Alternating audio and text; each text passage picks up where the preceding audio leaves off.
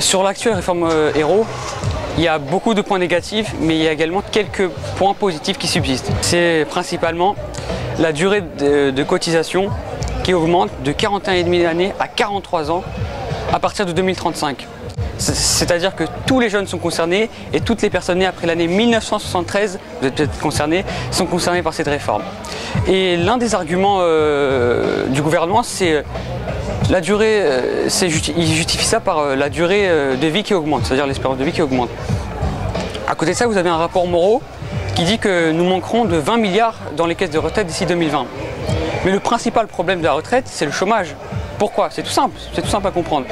Moins vous êtes travailleur et donc moins vous êtes cotisant pour les caisses de la retraite. Donc aujourd'hui, on est en période de crise et donc vous avez un chômage qui s'accroît de jour en jour, en particulier chez les jeunes. Vous avez 16 ans, vous comptez faire des études, vous avez estimé à peu près votre âge de départ à la retraite? Alors moi oui, je ferai des études, disons entre 7-8 ans. C'est-à-dire que j'entrerai dans le monde actif à l'âge de 27 ans. Et donc moi, à l'âge de 27 ans, pour partir avec une retraite à taux plein, c'est-à-dire 43 ans, je devrais arrêter à 70 ans. 70 ans!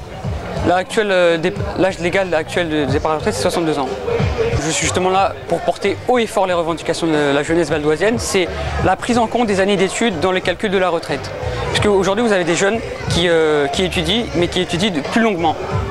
Nous appelons à manifester le mardi 10 septembre à Paris.